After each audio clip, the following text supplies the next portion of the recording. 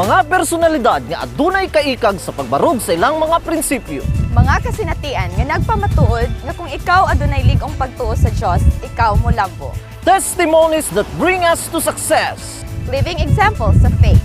This is Dionel Peren. This is Aubrey Bertudez. And this is Faith at Work, Kamigit. We have a great and powerful God. Not all persons are alike. So with that huge problem I have your trust and confidence in God. But sometimes challenges will really set you. If you have faith in God, na He will provide everything for you. Nakitang tanan maning kamot para mas dako tag ma-share da sa Ginoo.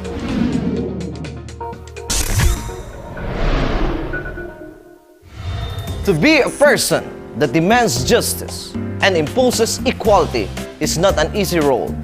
For Attorney Parenius, formula for success is integrity matched with their faith in God.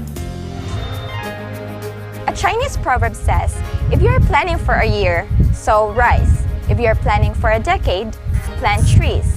If you are planning for a lifetime, educate people. This is the very work of our second guest for today. She knows how to plant and she planted it right.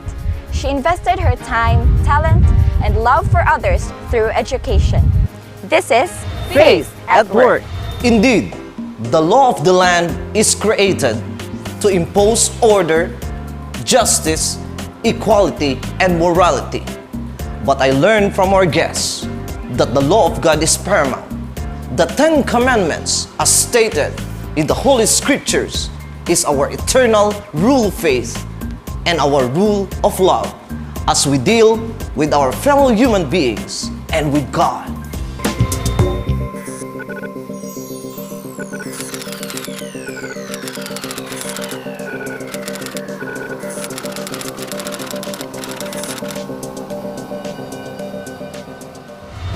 Attorney, tell us about your routine. Most mornings, we spend it in court. And if there are cases that are also scheduled in the afternoon, so we go back to court, and of course that will be a long day for us. And if there are no cases scheduled in the afternoon, then the hours after lunch will be for the walk-in clients, for the conduct of preliminary investigations or inquest, or we study our cases for the next day, or we make resolutions for the complaints that are filed in court. Grabe gid ka busy, attorney, no? So, sa imong kabisi bagi unsa man pagkuan sa imong family lugar, how they respond on your very demanding nga trabaho? Well, I sort of I never thought that my children will accept that. I just sort of believe that they have to accept it. Especially katong na-assigned na ko outside of Cagayan de Oro City. And they got used to me being away. So they grew up almost most of the time wala ko diha. It was my eldest daughter who took the cudgels of being a surrogate mother sa iyang mga igsuon. And it was difficult at the start kay kining growing up imong mga bata kunya wala ka diha. Lisod baya pag-adjust. But then all these sacrifices and hardship paid off. God has been so good to me. My girls all grew up to be responsible women, Mansan. Luyo ni Ani ang tinguha sa usa ka inahan nga makahatag og maayong kaugmaon sa iyang mga anak. Nabati ni Attorney Parenio ang tukmang kalisud samtang iyang naunaunaan ang sitwasyon sa trabaho sa iyang bana. Isip usa ka sundalo sa gobyerno. There was a time na assigned ang akong husband in Zamboanga City. Unya, pag adto nila sa Zamboanga, nakasakay ra sila 6x6 by land. From Cagayan de Oro City to Zamboanga, layo biyagi kaay na siya. Unya, adto nga panahon, dili pa maayo ang dalan. So, tanan ang ilang 2x6 kato. Unya, tuwa sila tanan mga sundalo sa ibabaw sa truck. Nagbalikos ang bala sa ilang lawas. Gawin na ko yung pastilan, no? Na ako'y baby nga gamay. Simba ko, mabalo ko, mag-usamang ko. Clerk ra akong labas. Mutuin ko motiwas, chukulo. Unya, I didn't aim to practice law. Ako lang, makahuman lang ko makagraduate lang ko, Lord, okay na kay nasa ako. Unya, na eligible naman ko by that time, civil service eligible. So, sugot na ko, Lord, magtrabaho lang ko sa gobyerno. But then, after graduation, everybody was taking the bar. Akong classmates tanan, kabats ko, nag-take og bar. So, nadala na po ko sa grupo. Nya, napalara na po ko sa Ginoo kay tanan santo siguro to, nasangpit na ko. Wala pangad sige taman. So, giswerte na po ko. So, I passed the bar. Unya, na-employed ko at the time as legal aid sa Regional Health Office. And later on, I transferred to the Commission on Audit. I stayed there for 5 years. And then I transferred to the Citizens Legal Assistance Office, Public Attorney's Office na karon. And from then on, murag, the way was made out for me. Nagikos practice noon, no backing out na dayon. Uban sa pagpaningkamot, gisalig ni Atty. Pareño iyang anak sa iyang katabang sa balay. Labi pa, gisalig usab niya ang katibukan diha sa labong makagagahom. Bago pa kay ko sa unang sa Public Attorney's Office, gi-assign ko nila sa isa ka courtroom. Ang akong first experience adto kanang gikasabuan bitaw ko, I was scolded in open court by the judge. Unya, I was so offended kay ngano dili man ako usala. So nagrason ay in open court. So kanang daghang kay tao dito, full packed ang courtroom. Naulawan gid kay ko. Giadtuan ako ang akong supervisor. Reklamo gid ko sa iya nga gikasabaan ko dili na ako usala, ko di na gid ko ayon ako pabalika adto nga judge, di na jud ko moapil ana nga kaso.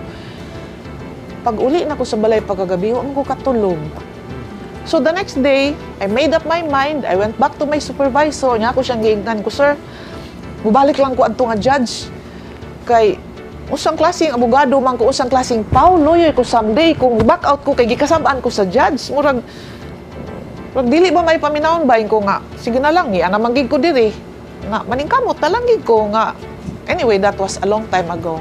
And since then, bisan og gabuto-buto akong dughan sa kahadlok kay kulbaan bi agud pod mi nga maadto mi sa courtroom nga dili prepared imong witness, wa pa nimo na briefing og ayo nya.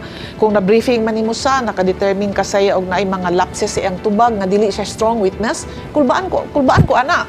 I think bisan kisang abogado kulbaan ana. Pero bisan pa man ug kana siya nga judge, isog na siya kay nga judge, dili gid ko ingon magpakita nga nahadlok ko. I will stand my ground kay trabaho lang, wala personalan. So, on many occasions, kasabaan kami sa huwis. Pero it's part of the game. My boss, Alma, is strict in a sense, but there are sub-points of her also.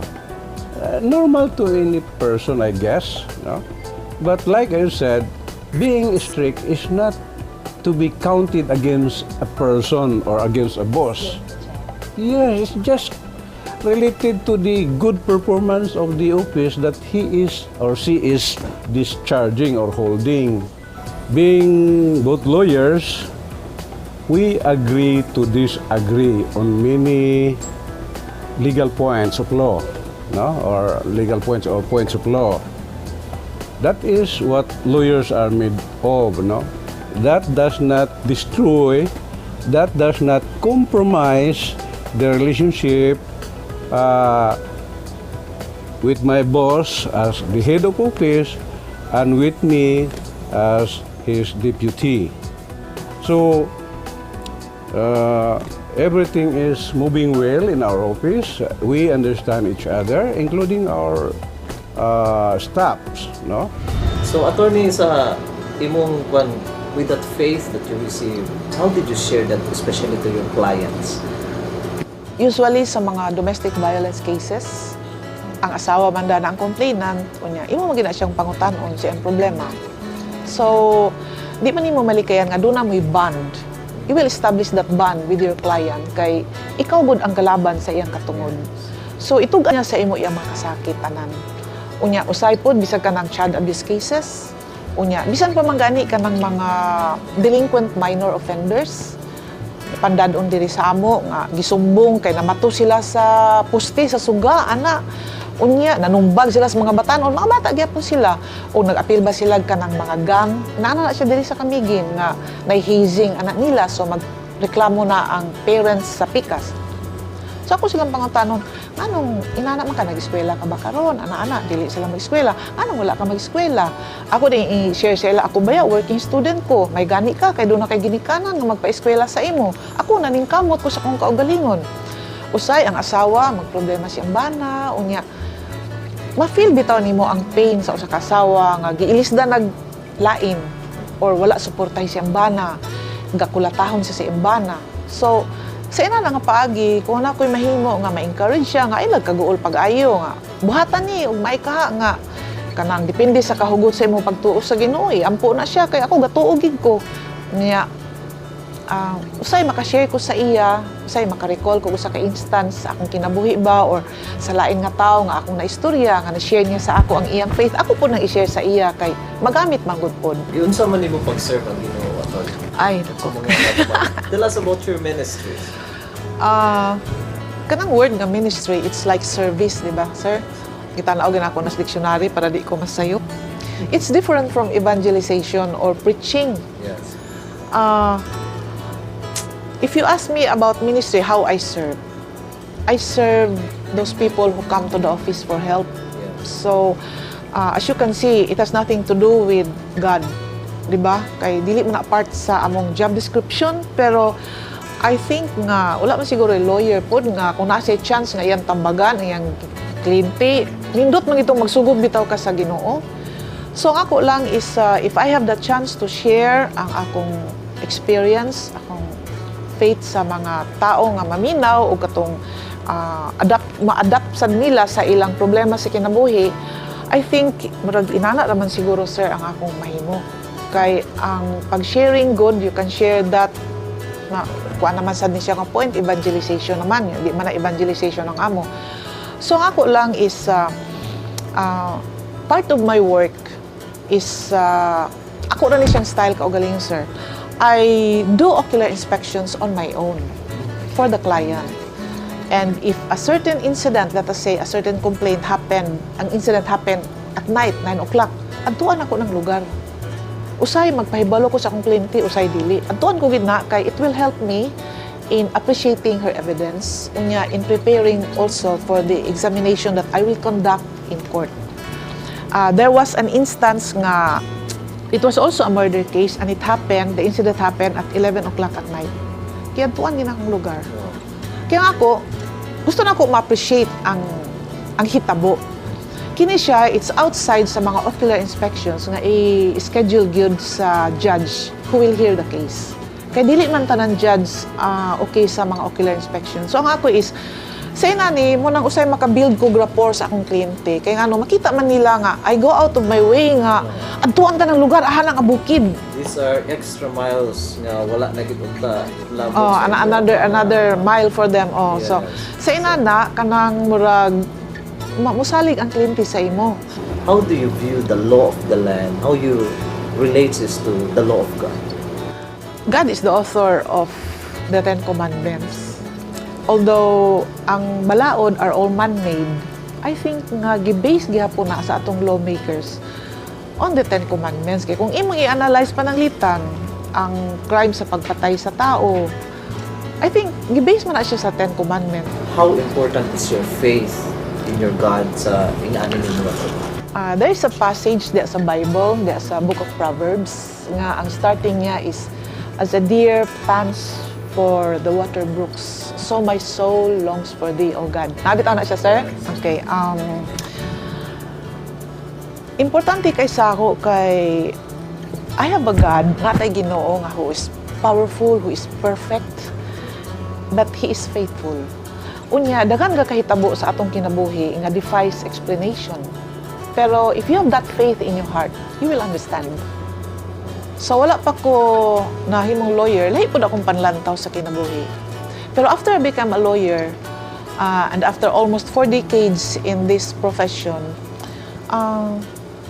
nakakuan gid ko nga, nakahunaw na gid ko nga, whatever transgressions a man may have committed, he has the right to be heard before we pass judgment on him. And that everybody deserves a second chance. And that forgiveness is a very noble deed. Yes. Mura na akong outlook lugar nga nakuan nga kanang murag na usab ang akong horizon tungod sa akong practice. So, mga kapaglaom, when you have faith in your heart, it will become alive in you. And daghan kay pamaagi kung saan na to pag-share, ang pagtuo na to sa atong Ginoo. And for Attorney Parenio, pinaagi ka niya yung pagtuo gina-share niya sa iyang mga clients and their co-workers sa pamaagi nga makita nila kung unsa ang pagsalig. And Jesus once said, whatever you do to my people, you did it to me. And that's what Attorney Parenio did.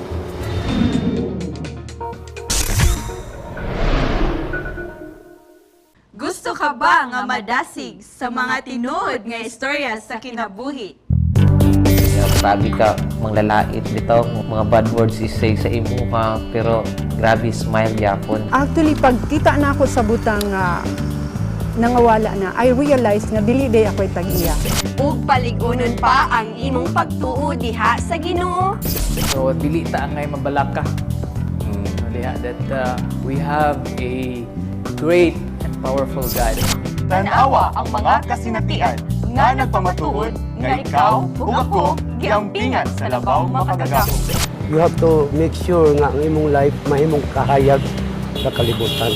Have your trust and confidence in God. Ayaw palabya ang higayon. Faith at work. Dinhi lamang sa inyong Positive TV. Hope Channel.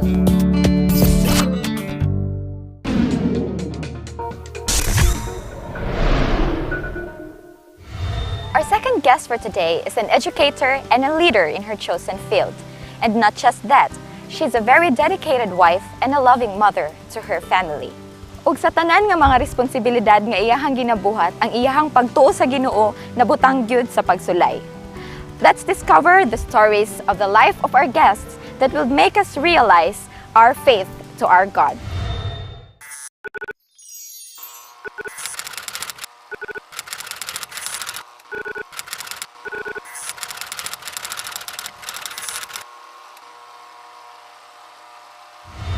When my daughter was 7 years old, that was August of 2008, August 1, 2008, the father of my daughter was hospitalized. Heart attack siya. Kanang heart attack, major na siya na sakit na nagkinahanglan og major funds. Wala mi savings para sa yung anak ng mga panginahanglan. Di sad ko aware ng ingon nanha di ka serious ang iyang sakit. So that time na-realize na ko ba nga, Lord, kanang unsa ba ini? Ingana ba di ka? Ingani ba ni ka serious? Ang todo ni abot ang mga 11 sa gabi na dayon. Fluctuating ang iyang blood pressure, ang iyang heartbeat. Unya na yung heartbeat nga moabot og mga 200, 193. So abnormal. Ang blood pressure niya moabot og 190. Nga na kay in pain man siya. He cannot talk. So that time na-realize na ko nga, grabe gid ini. Nagkurog na ko tungod sa kahadlok. Gawas pa nga, wala na ko mahunahunai ang problema sa kwarta. Ang ako lang I was really crying while driving. Maglisod na gani ko pagtanaw sa karsada because grabe na gyud akong hilak kay believing nga dili na gid siya maabutan pa og the following day. That time niingon gyud ko nga kung maayong laki ang mga doktor, walay makatupong kamayong laki nimo. Usahay, kung ang tao makasinati og kalisod, dili malikayan nga mabasol dayon nato ang atong Ginoo. Apan diri nato masaksihan usab nga siya mibati og kakulangon sa iyang kaugalingong pagpangalikbo ug siya nangayo og kapasayloan diha sa Dios, pinaagi sa tinud-anayng pag-ampo, nagasaad siya sa pagbag-o ug iyang gisalig sa Dios ang tanan. At that time wala na ko'y lain malingi pa. Di na gani ko maminaw sa istorya sa akong mama, kay gi-comfort ko niya pag-abot sa balay, kuha lang ko sa mga butang, kuha lang ko sa mga sanina, kuha lang ko sa akong mga sanina. Crying a lot, wala ko ilain gisulti, but God give me a second chance. kung masinupakon ko, kung daghan kay kung mga kalapasan nga nahimo sa imo, this time, second chance lang yun akong panghayahon sa imo. So, pagbalik na ko sa hospital, ready na siya. Nakasulod na siya sa ambulance kay dalhon na siya sa Cagayan. Pag-abot dito sa Cagayan, ako man ang uban sa iya dito sa Cagayan, nasa diyang igsuon. Mas grabe pag yun ang akong kasakit pag-abot dito kay gawas nga grabe siya, wala yung maayong relasyon namo sa iyang sa side niya. We don't even talk. Mag-ininsultuha pa gani kung pwede. And that time, wala na unta na. Kaya naami problema. Pero na-experience na ako nga. Dili gani ko pangutanon kung nagkaon na ba ko. Down ka na kaayo, kaya na problema pa ka emotionally, daghan ka imong bugat kang gidala ni mga problema. So that was my experience in Cagayan. Pag-abot na ko sa Manila, nawala siya sa kung mga panumduman. Asa ko mangha og kwarta, operahan siya pagkaugma. Asa ko mangita og 500,000, asa ko mangita og 300,000 kay para maoperahan siya. He has, before siya gioperahan, 10% na lang ang iyang chance nga mabuhi siya, mo-survive siya. So naghinuktok na ko, wala gani ko kay asa ko mo adto didto. Pero in front sa doktor, kay di lamang lagi siya pwede nga makadungog mo lain nga problema, kay ma-depress o niya siya, makadugang sa iyang sakit, heart baya. In front sa doktor, yes dok, operahin na siya og maadok. Kay tagaan ta ka kwarta og maadok with all the promises. Daw niabot naman ang pagkaugma. Ako ra isa dito sa heart center. Ako ang pagdesisyon, ako ang unsay maayong buhaton, ako ang pagpakig-istorya sa doktor, ako ang pagtawag dinhi mga iko kwarta, manghuwam og kwarta, mangutang og kwarta. We reach Manila Tuesday. Now, supposed to be operahan siya pagkaugma. But because wala may kwarta, o na-extend pa, Tuesday, anytime pwede siyang ma-atake nga di naging siya maka-survive. So grabe nga pag-antos ba? Grabe nga pasensya, grabe nga kaguol nimo kay in a matter of minute daghan kay sa nga tan mahimo nimong mga una-una nga dili maayo. How did it turn out na operation? 3 days after pag-abot na mo, naoperahan siya. That time, ang kwarta nga para maoperahan siya, ang kwarta nga para i-deposit para nga maoperahan siya, gikan dinhi. Isa lang katawag nako, nana din kwarta mo abot na dayon. Unya, kuhaon pa na akong kwarta sa bangko. Biyaan ako siya. Dili ba siya nga biyaan, kay delikado ba kayo iyang sakit.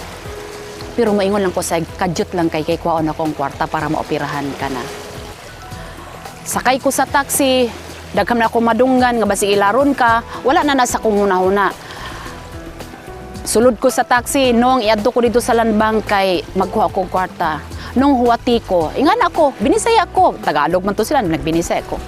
Nung huwati ko, kay kuha na akong kwarta kay para maoperahan ang akong bana. Huwatan sad ko niya. Pila ka oras ko huwatan kay di wabi ako maili dito sa landbang. I-verify pa nila din kung para bigyan na sa ako. Ang tod pag-abot na ko dito sa ospital. Na akong kwarta. While ko nakuha ko sa akong kwarta, gikuha din siya sa among sa kwarto kay operahan na din siya. Pagbalik na ko dito, naka-smile na siya, nana siya sa recovery room. Naka-smile na siya. That time, I said to myself, actually, it is not akong mga friends dinhi, dili akong isuon, dili ang mga tao nga naa dinhi ang nag-instrumento lang sila para masulbad akong problema. That time, I told myself, you are really there. You are really there.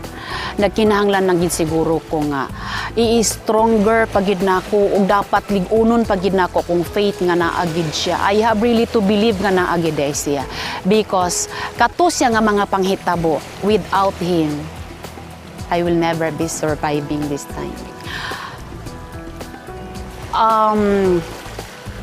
we were born equal, tanan ta naked. Sa atong paglakaw sa atong tagsa-tagsa ka kinabuhi, usa lang man siguro atong tumo nga makabot nato atong mga pangandoy. Nay mga pangandoy nga dili matuman,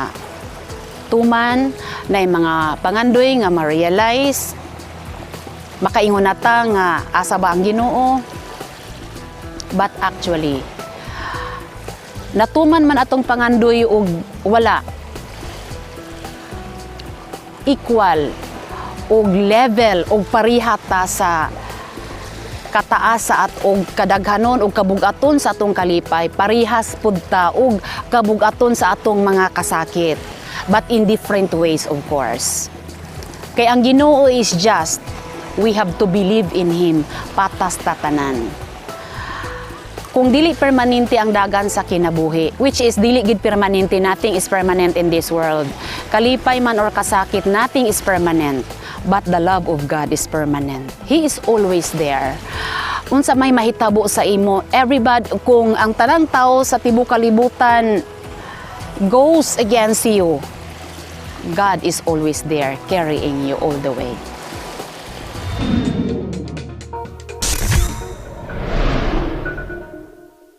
It takes a global network to be in touch with planet Earth's global community. Hope Channel broadcasts the hope found in Jesus with 10 global channels through programs on healthy living, history, culture, music, and biblical spirituality. And Hope Channel provides a diverse cultural programming mix in many of the world's major languages. Welcome to donor-supported Hope Channel.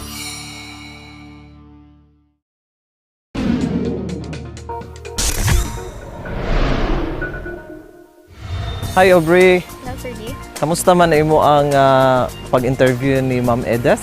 Ma'am Edith is really a wonderful person and everything she shared is really an inspiration good sa food sa ako. How about you with Attorney Parenio? Ang ako ging dako ang nakatunan sa akong pag ila-ila ni Attorney Parenio. Nga usahay di ay mo tan-aw ta sa tawo, iya lang gyud kadaugan atong matan-awan. Pero luyo di ay ani nga she's a successful fiscal, but behind all this nga grabing pagsulay og sakripisyo iyang naagian sa iyang kinabuhi.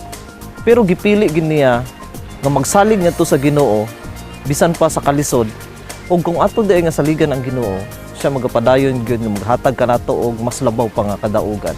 Ikaw unsa man imong nakatunan kang Ma'am Edith? Sa jud ka dako kay nga butang akong na-learn sa iya ha. Maski day ang mga butang nga wala nato giplano at first sa atong kinabuhi, but eventually God will bring us to that point. It would really have a purpose gid sa ato ang kinabuhi, and you could be used to touch other people's lives. Just like Ma'am Edith, no, she didn't really plan to become a teacher, but God brought her there, and in that way, dili lang siya nag-teach og lesson, but in the end, she inspired those people. She molded the characters of her students to become who they are, and that brings her ultimate success. Wow, that's great. Yes, Sir D. And the Bible tells us in Psalm 19 verse 7, the law of the Lord is perfect, converting the soul. And the testimony of the Lord is sure, making wise the simple. Ako inyong kapaglaom, Dionel Peren. And this is your kapaglaom, Aubrey Bertudes. Make the Lord your defender. And forever trust His will. See you again on the next episode of Faith at Work.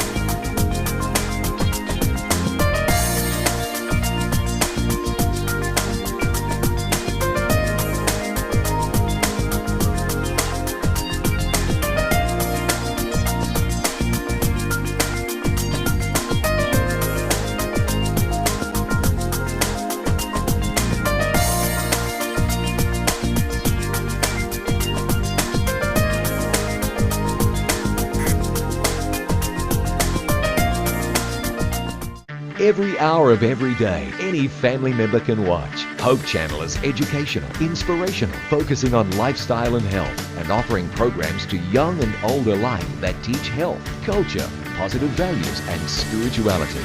Welcome to Hope Channel.